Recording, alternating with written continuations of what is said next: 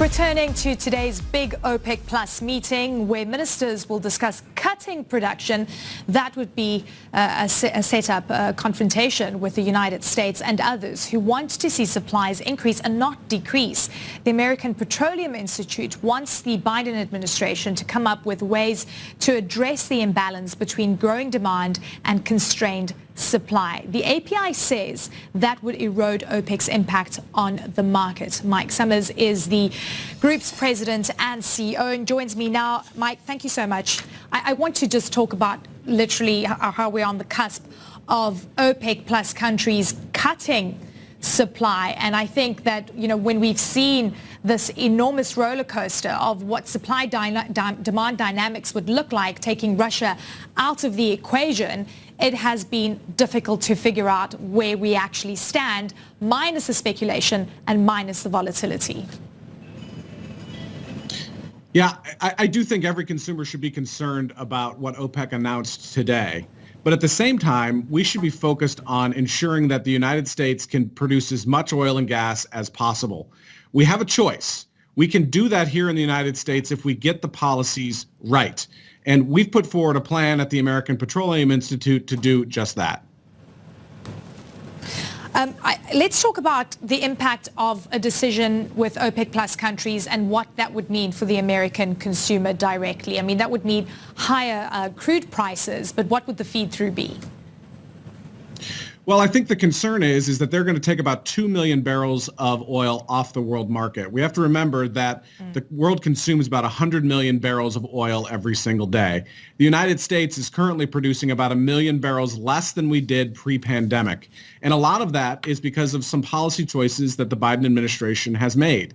In fact, right now, they're actually considering stopping development of the United States Gulf of Mexico for oil and gas development. That should be a huge concern to every American voter and world consumers as well, because we pay world prices for our oil and gas. So the concern that we have is that if we don't get the policies right here in the United States, world consumers are going to continue to suffer from high energy prices. Because you've said that you want the Biden administration to come up with other ways to deal with the imbalance, would you say that money flowing into big mega projects is one of those solutions, despite the climate change agenda, which is also just as important? Well, we know from multiple studies that we are underinvesting in oil and gas right now by more than $100 billion to meet future demand for energy. Almost every independent source suggests that we're going to be using a lot of oil and gas into the future. In fact, even the International Energy Agency suggests that 50% of our energy needs are going to come from oil and gas, even if every country meets its goals under the Paris Climate Accords. So this industry needs to continue to get investment so that we can supply the energy that the world needs. We want to make sure that that investment continues. But we have to get the policies right here in the United States because we have the resources here to supply the world with the energy that it needs. And again, dependency on foreign regimes for American energy is a choice. And it's a choice that we don't have to make if we get the policies right. Okay, I want to talk about the current situation because, the future projects and investing in future projects will have an impact down the line on oil and gas prices. It's not a today, full impact. What would you expect today for the Biden administration to do to ease the impact of higher gas prices?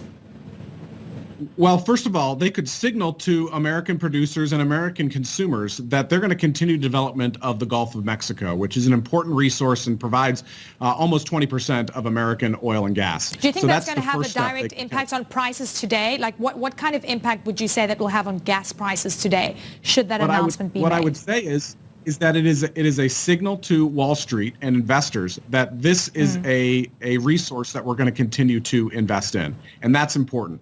The other thing that we've done here at the American Petroleum Institute is we put together a plan. It's called the 10 and 22 plan that your viewers can find at 10and22.org. And that plan essentially says that there are 10 policies that we can implement now to ensure American energy security and to lower costs for American consumers. Some of those things are about permitting reform. There's been a big debate in the United States Senate over the course of the last few weeks about how to get permitting reform right, not just for oil and gas, but also for renewables, which are going to need federal permitting reform if they're going to get that renewable build out done. So we want to work with all sources of energy to supply the energy that the world needs. But we need to get pipelines built in this country in particular to get the energy from where it is to where it needs to be refined. Yeah.